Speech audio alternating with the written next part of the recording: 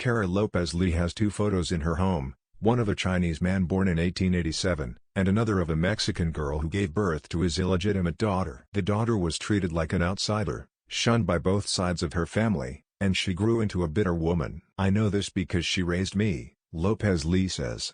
"Whenever she hugged me, her arms never rested comfortably anywhere, as if even her arms never knew where they belonged."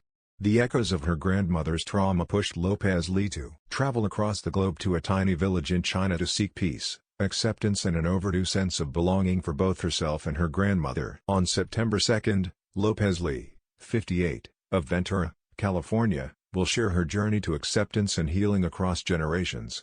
She is among 5 people from Oregon, Arizona, Nevada and California sharing personal stories about family and culture during the West and Sunbelt Storytellers Project's virtual storytelling show. Newsrooms of the Reno Gazette-Journal, Ventura County Star, Salem Statesman Journal, Arizona Republic and Arizona Daily Star are joining together to host the virtual event. Watch at 4 p.m. PT and register in advance to receive a reminder at www.storytellersproject.com/all events. The show can be viewed on the Storytellers Project's Facebook page, YouTube channel or website.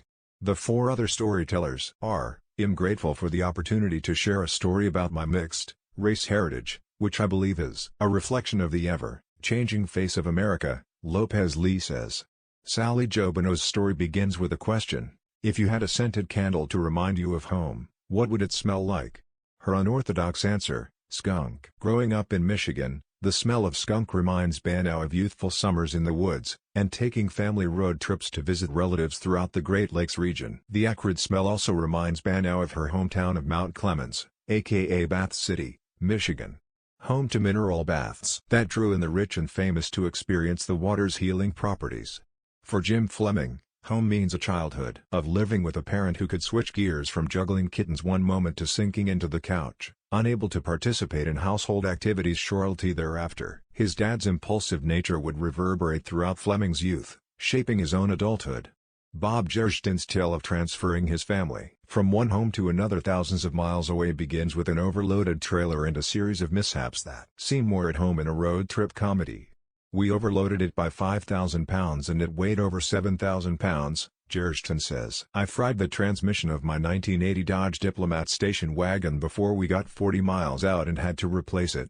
And things only go downhill from there." Sherry Hertz tells a tale of growing up in her grandmother's home that was purchased with Sherry in mind.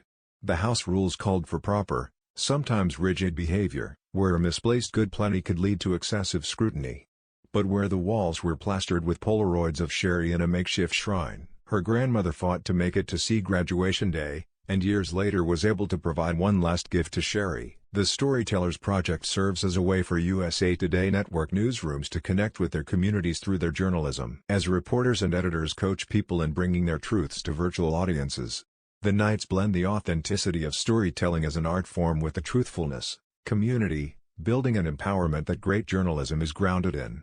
Home is the 3rd show of the West and Sunbelt Storytellers Project's 2021 season. This year, the project will share people's stories in 43 national and regional shows. Watch, find yourself reflected in personal stories from fellow Americans. Learn more about the Storytellers Project and apply to tell a story at www.storytellersproject.com/tell/.